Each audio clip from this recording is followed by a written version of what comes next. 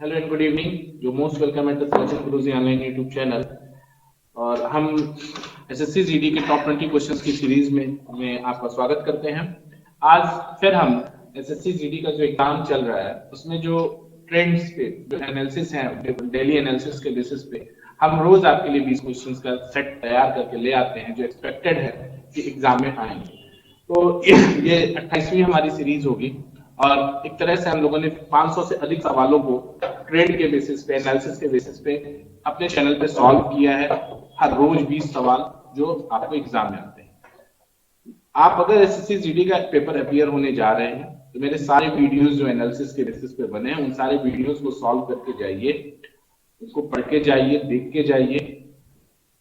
Guaranteed आप 20 में से 20 क्वेश्चन कर पाएंगे और अच्छा स्कोर कर पाएंगे जीडी में। सबसे ज्यादा दिक्कत क्या हो रही है कि 60 मिनट के अंदर 80 क्वेश्चन अटेम्प्ट करने में जो सबसे ज्यादा प्रॉब्लम क्रिएट कर रहा है वो सेक्शन है मैथमेटिक्स का। और वो सिर्फ इसलिए है कि आपकी अच्छी प्रैक्टिस नहीं है, आप एक्सपेक्टेड नहीं करते हैं कि कौन से तरह के सवाल आ सकते हैं। तो अगर आप 500 सवाल करके जाते हैं किसी एग्जाम में, और मेरे कोई भी वीडियो हार्डली 30 से 35 मिनट का वीडियो है, आप एक दिन में चाहे तो 5-5, 6-6 वीडियो सॉल्व कर सकते हैं, 6-6, 7-7 वीडियो सॉल्व कर सकते हैं। और उसको देख के आप जो भी सवाल है उस ट्रेंड के सवाल को तैयार कर लीजिए, निश्चित रूप से सफल हो जाएंगे आप।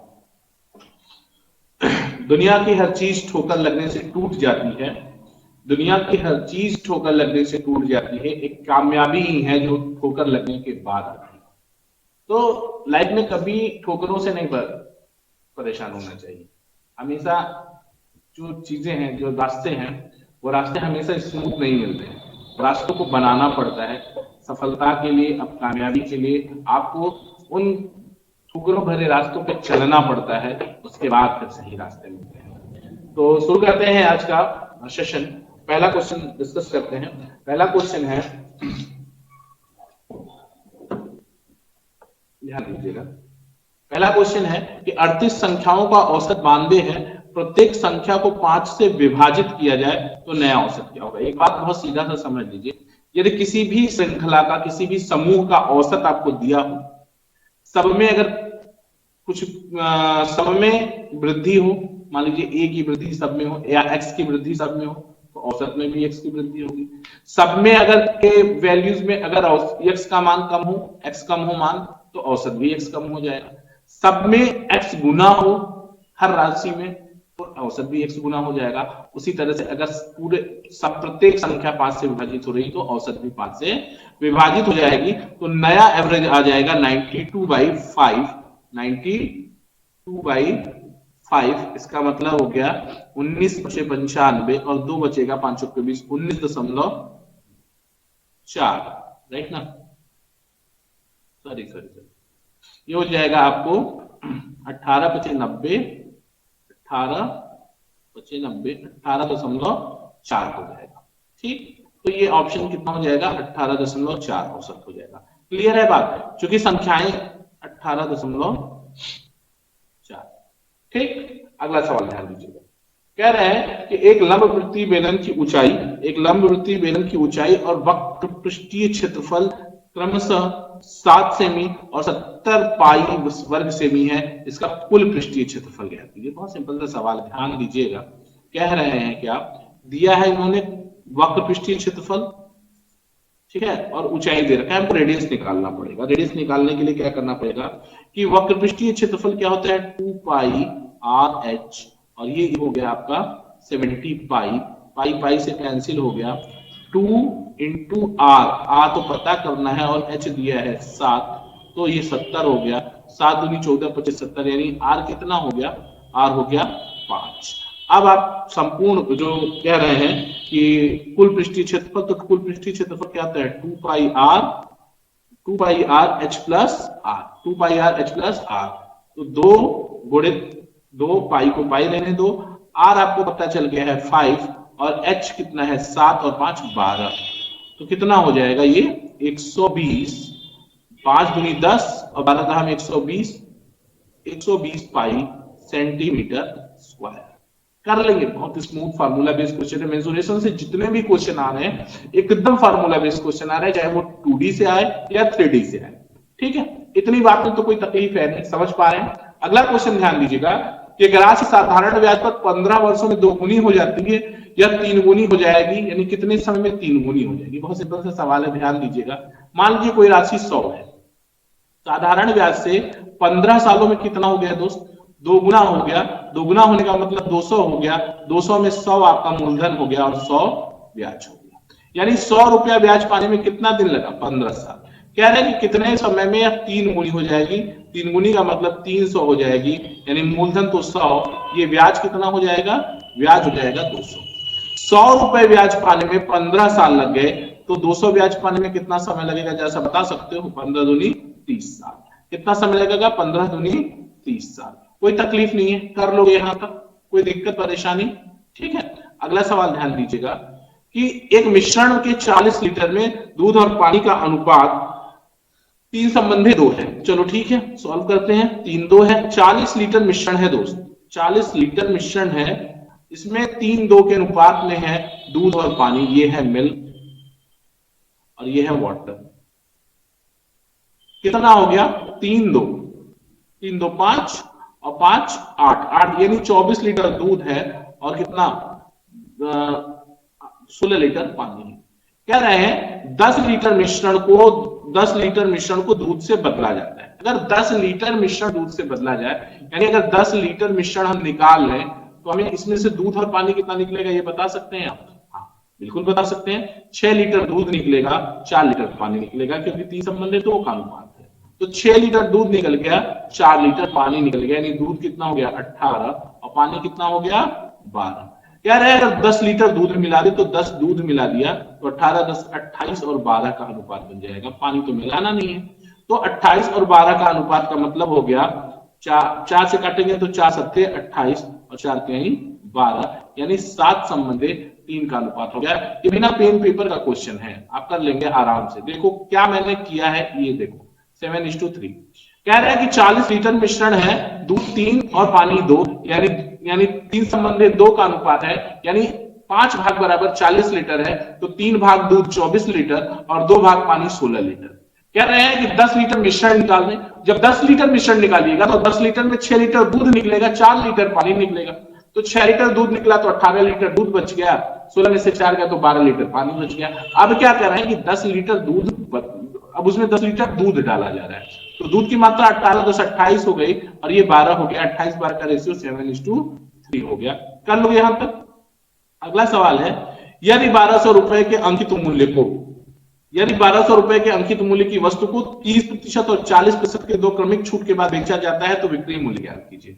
सिंपल सा सवाल है दोस्त कि 1200 रुपए का सामान था, पहले हमने 40% डिस्काउंट 30% छोड़ा तो 70/100 लिया, और उसके बाद फिर हमने 40 छोड़ दिया तो 60 ले लिया। यही मामला है। 0 0 से खत्म, 00 यहां से खत्म, 6 7 42, 12 गुणित 42, 12 गुणित 42 का मतलब 12 दूनी 24 की 4 हासिल 2, अब आ चुके 48 2 50, 504। कितना आंसर हो गया भैया, 504। कर लोगे ना, सिंपल यार। पहले 30% छोड़ा तो 70 लिया, बाद में 40 छोड़ा तो 60 लिया।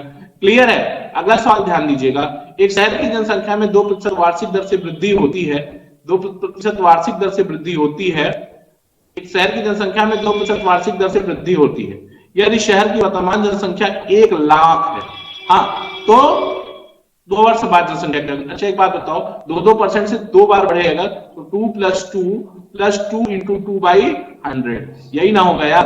तो यानी 4.04% की वृद्धि होगी। 1 लाख में इसका गुणा कर दो सीधा, 40,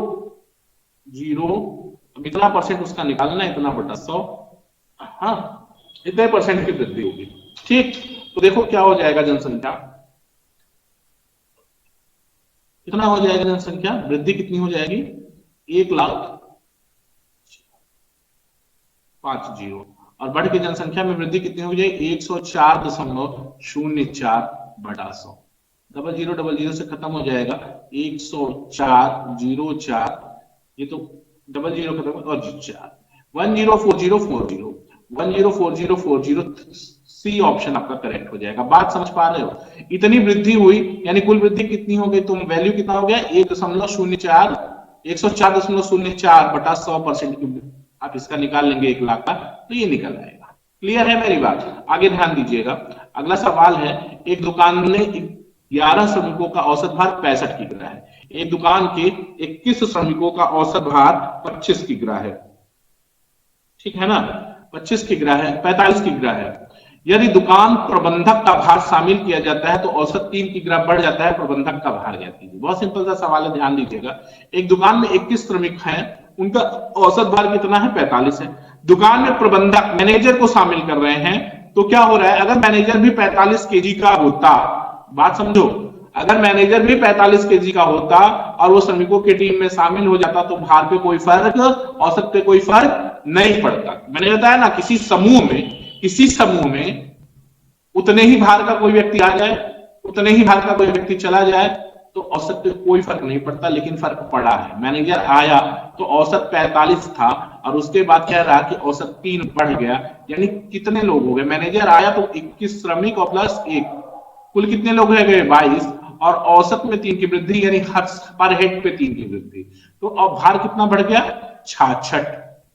अब 45 यहाँ पे 45 रहता तो कोई फर्क नहीं पड़ा, लेकिन 3 सब पे बढ़ा तो उसने 45 मेंटेन किया, प्लस ये जो 66 ज्यादा था वही सबको इक्वली डिस्ट्रीब्यूट किया 333 22 लोगों में, तो 66 केजी और उसका वजन एक्स्ट्रा था औसत से, अभी तो डिस्ट्रीब्यूट हुआ है। तो 45 और 66 हो जाएगा, 6 5 11 1 6 10 11 111 केजी का वो मैनेजर है, ठीक है? मैनेजर का वजन कितना है? 111 केजी। कोई दिक्कत है? कर लोगे ना भाई? मैनेजर का वजन कितना हो गया? 111 केजी। अगला सवाल ध्यान दीजिएगा। दो उम्मीदवारों के बीच चुनाव हुए, दो उम्मीदवारों के बीच चुनाव हुए, दो उम्मीदवारों के बीच चुनाव हुए। पहले को कुल वैध मत का 85% मत प्राप्त होता है।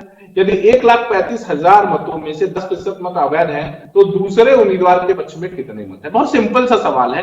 कह रहे कि 1,35,000 वोट पड़े हैं, 10% इनवैलिड है, यानी 90% वोट वैलिड है। उस 90% का 85% एक को मिला है, तो दूसरे को कितना मिला होगा? 15% मिला होगा। वही पूछा जा रहा है आपसे।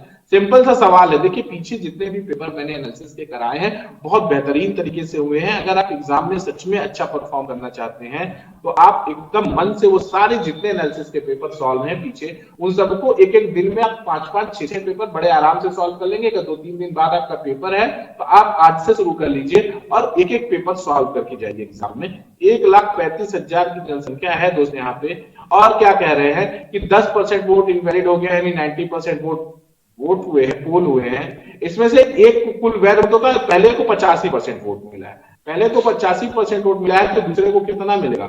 दूसरे उम्मीदवार को इसका 15% मिलेगा, यानी 15/100। ठीक, तो ये देखो, डबल जीरो इस डबल जीरो से खत्म, ये यहां से ये एक जीरो बचा है ना, एक जीरो, ये 2 जीरो, इस 2 जीरो से खत्म। ऊपर भी 4 जीरो था, नीचे भी 4 जीरो था, यानी 135 गुणित 15 नवा 135, 135 का स्क्वायर आ जाएगा।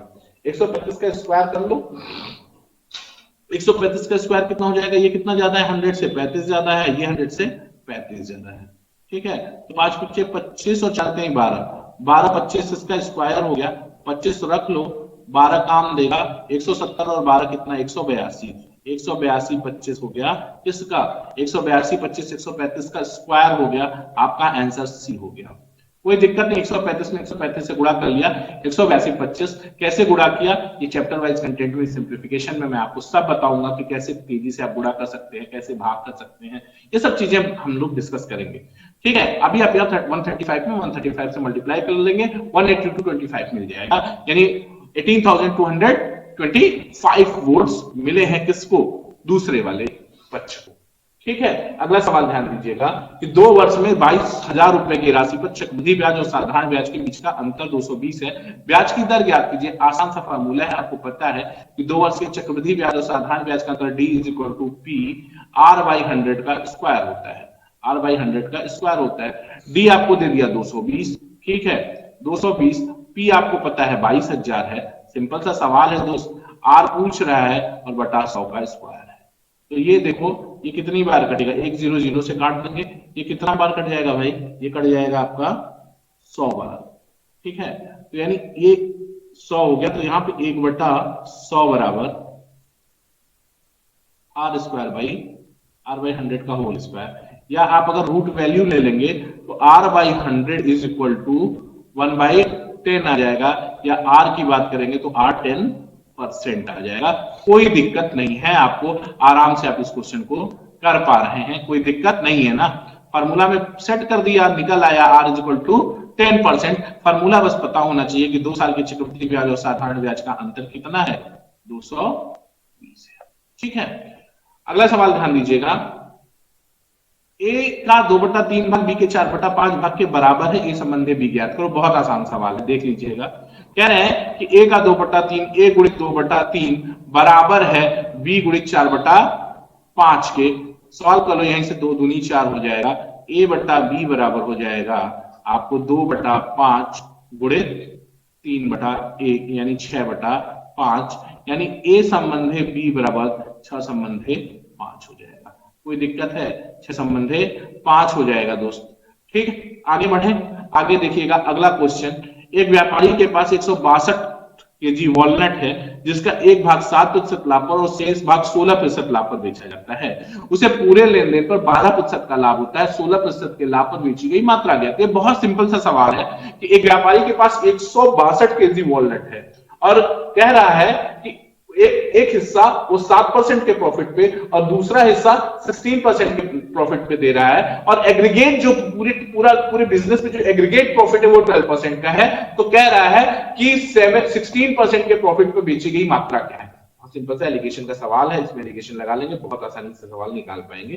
कैसे कर पाएंगे देख लीजिए, जरा सा देख लेते हैं कि अब देखो भाई, कह रहे हैं कि एक 7% पे बेचा, एक 16% पे बेचा, एग्रीगेट कितना पाया 12%, निकाल लो, ये 5 हो गया और ये 4, 5 4 9, यानी 16% पे 5 भाग बेचा। और ये देखो 5 + 4 बराबर 162, यानी 9 बराबर 162। ठीक है, 162, एक बराबर 18, ठीक है ना, एक बराबर 18। तो कह रहे हैं कि 16% पर कितना बेचे हो, 5 भाग, तो 18 × 90 केजी। ठीक है, 18 × 90 केजी आपका आंसर आ जाएगा, पहला ऑप्शन हो जाएगा 90 केजी। कोई दिक्कत है यहां तक? यहां तक कोई दिक्कत हो तो बताओ, कर लोगे ना भाई। अगला सवाल कह रहे हैं कि गेहूं की कीमत में 4% कमी हो गई। पहले जो राशि 48 केजी गेहूं खरीदने के लिए पर्याप्त थी, अब उस राशि में कितने गेहूं खरीदी जाएगी। बहुत सिंपल सवाल है यार, कैसे करोगे सारा कॉन्सेप्ट को देखो। 4% इज इक्वल टू होता क्या है यार, 4% इज इक्वल टू 125, यानी पहले गेहूं कितने में मिलती थी 25 में, उसमें कमी कितनी हो गई 1 की, यानी जो 25 में मिलता था वो अब कितने में मिल रहा है 24 में मिल रहा है। और 24 में जो मिल रहा है तो 24 में मात्रा कितनी है 48 केजी, तो 1 रुपए में मात्रा 2 केजी, तो 50 में कितना कर सकते थे 50 के, 25 में कितना 50 केजी। और सिंपल आंसर समझ लो फिर से, 4% का मतलब क्या हुआ 1/25, यानी पहले 25 मिलती थी, 4% की कमी का मतलब क्या है कि पहले 25 की थी उसमें 1 की कमी हो गई। तो पहले जो सामान 25 में मिलता था अब वो कितने में मिलने लगा 24 में, और ये 24 बराबर दे रहा है 48 के, तो 25 बराबर कितना होगा 50 के। सिंपल आंसर, कर पाओगे ना भाई, कर लोगे, ठीक है ना। अगला सवाल ध्यान दीजिएगा, दो पुरुष ए और बी क्रमशः 6 किमी प्रति घंटा और 8 किमी प्रति घंटा की चाल से एक्स स्थान से वाई स्थान तक 42 किमी की दूरी तय करते हैं। बी वाई पर पहुंच जाता है परंतु लौटता है, और ए से जेड स्थान पर मिलता है, एक्स से जेड तक की दूरी क्या कीजिए। सिंपल सवाल है, पहले आप इसको समझ लो, कुछ लोग कंफ्यूजन है, पढ़ने में कंफ्यूजन होगा, तो ये आप देखो क्या है। एक स्थान है, दो पुरुष ए और बी क्रमशः एक्स वाई, ये स्थान एक्स है दोस्त और ये स्थान वाई है। यहां से ए चल रहा है और यहीं से बी भी चल रहा है, दोनों का स्टार्टिंग पॉइंट एक्स से है। ये कितना है बी कितना है 8 किमी प्रति घंटा, और इसका कितना है 6 किमी प्रति घंटा। ठीक, कह रहे हैं कि अब देखो सवाल, अब इसको बहुत ध्यान से समझो कि दो पुरुष ए और बी क्रमशः 6 किमी प्रति घंटा और 8 किमी प्रति घंटा की चाल से एक्स स्थान से वाई स्थान तक 42 किमी की दूरी तय करते हैं। ठीक है, बी वाई पर पहुंचता है, ऑब्वियस सी बात है कि 8 किमी प्रति घंटा की चाल है तो बी पहले वाई पे पहुंच जाएगा, अभी एक्स कहीं रास्ते में ही होगा। वाई पे पहुंचता है और लौटता है, और एक्स ए से जेड स्थान पे मिलता है, यानी ए जा रहा था तो लौट के वहां वो जेड पे मिल गया, ए से जेड स्थान पे मिलता है। एक्स से जेड की दूरी क्या थी? अब बहुत सिंपल सा सवाल है, मान लीजिए टी टाइम का सफर तय किया दोनों ने, तो ए द्वारा टी टाइम में चली गई दूरी, दूरी बराबर क्या होता है 4 गुणे समय, अरे सॉरी हाँ दूरी बराबर 4 गुणे समय यानी 60, और बी द्वारा 80, और ये बराबर कितना भैया जितने तक, भाई मान लिया कि कुल यात्रा जब जब लौट रहा था जहां पे ये मिले हैं जेड पे मिले हैं, तब कितना समय लगा था, टी समय लगा था।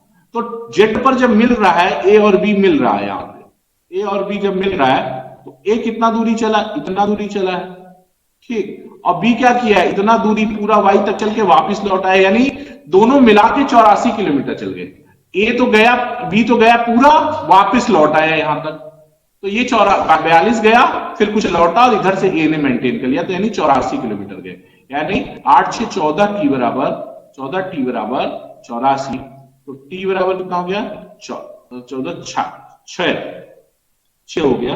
अब कह रहे हैं कि 6 टी 6 हो गया तो ए कितनी दूरी चला, ए की दूरी ए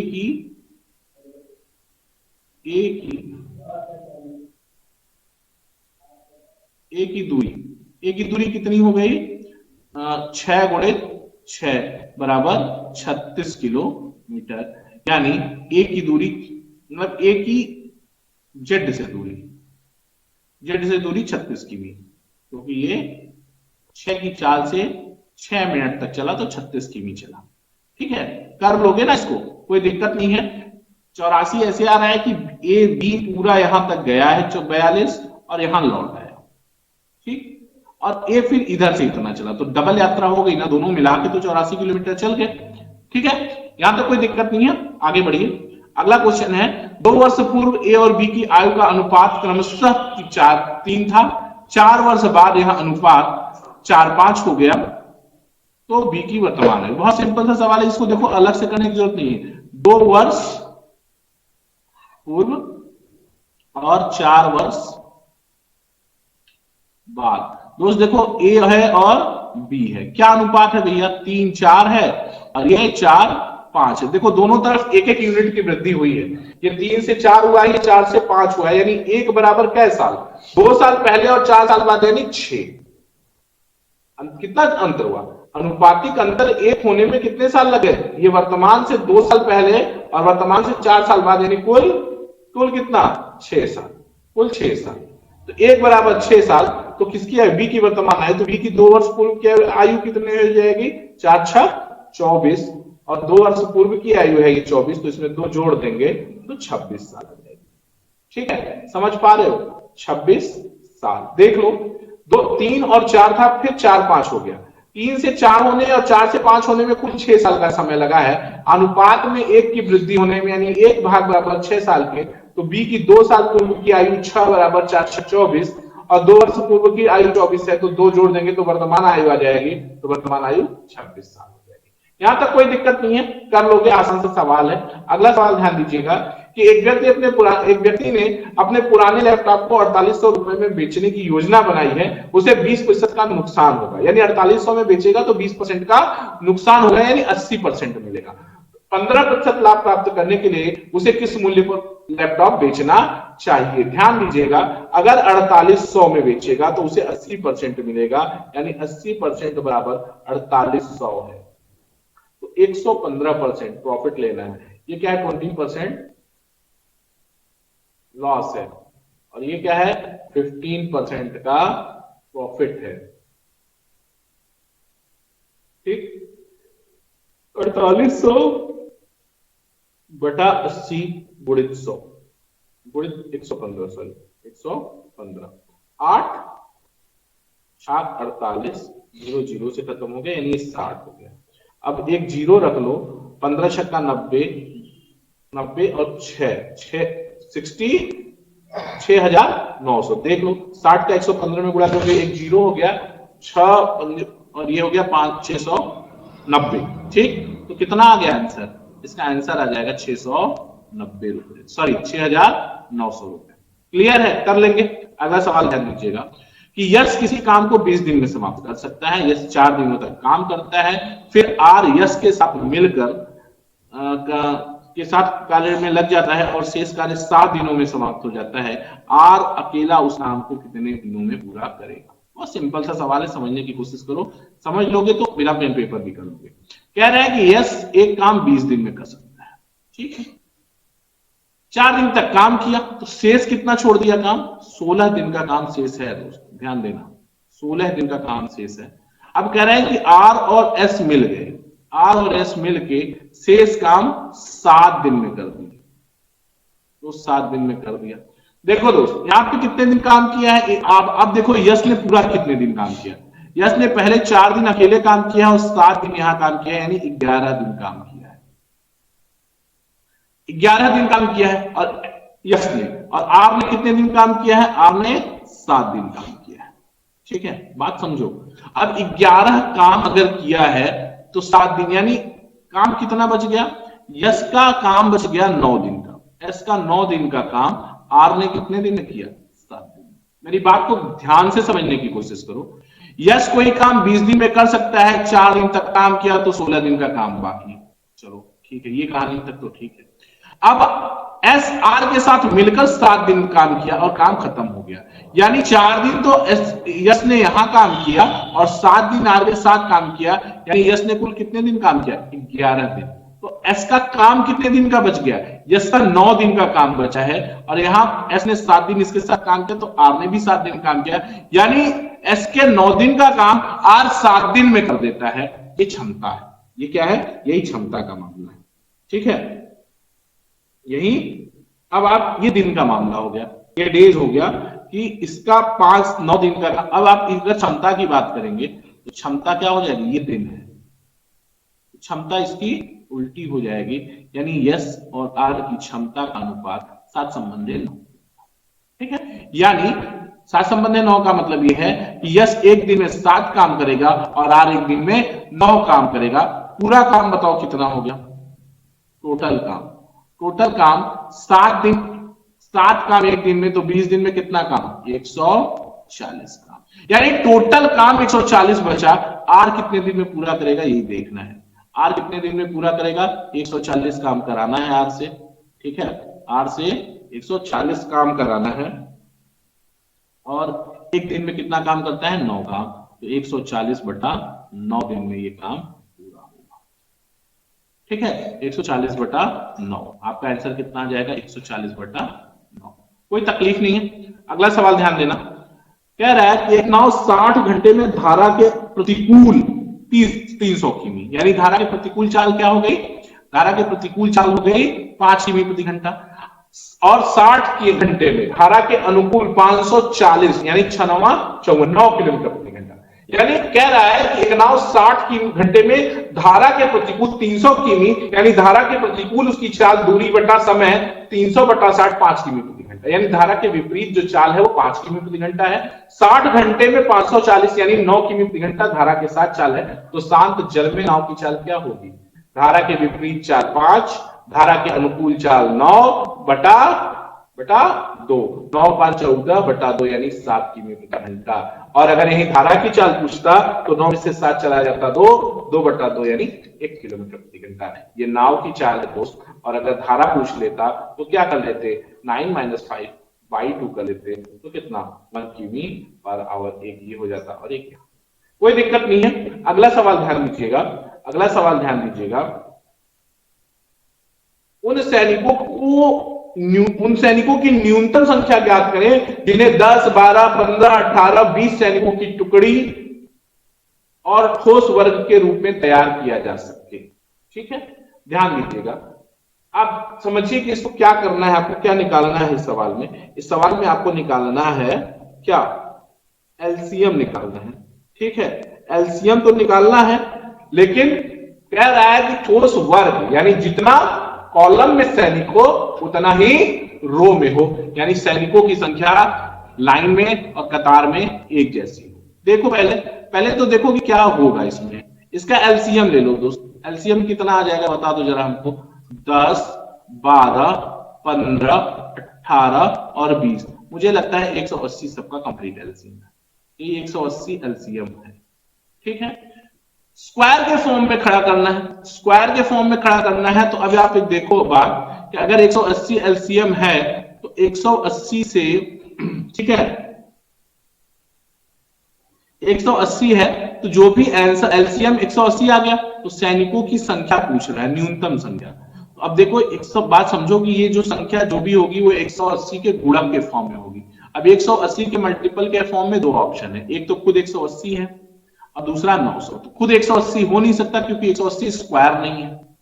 वर्ग के फॉर्म में खड़े होने का मतलब समझ रहे, ऐसा खड़ा होना है, 1 2 3 4 5 6 सैनिक अगर ऐसे है तो 1 2 3 4 5 6 सैनिक ऐसे, मतलब जितना लाइन में हो, जितना रो में हो, उतना ही कॉलम में हो।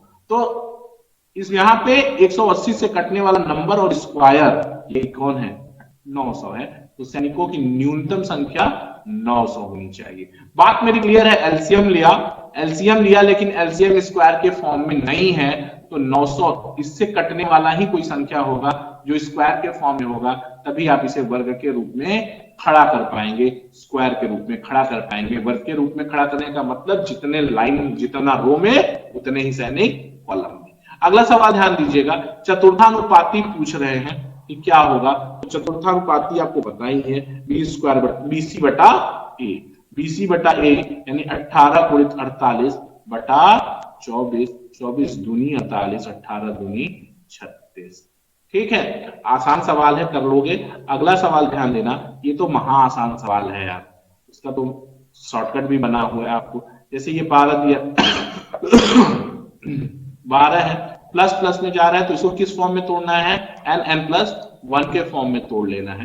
तो एक 3 हो जाएगा और एक 4 हो जाएगा, और चूंकि प्लस है तो आंसर 4 हो जाता है। जब भी इस फॉर्म में आपको क्वेश्चन मिले, जब भी इस फॉर्म में क्वेश्चन मिले तो ध्यान रखना इसको एन एन प्लस 1 के फॉर्म में तोड़ते हैं, और अगर रूट के अंदर प्लस प्लस में चल रहा है तो बड़ी वाली संख्या आंसर होता है, और यही अगर माइनस होता, प्लस की जगह पे सब जगह माइनस दिया होता तो आंसर 3 हो जाता। तो यहाँ पे आंसर कितना है, 4। कर लोगे, कोई दिक्कत नहीं है। ठीक है, एसएससी जीडी के टॉप 20 क्वेश्चंस की सीरीज में आज इतना ही।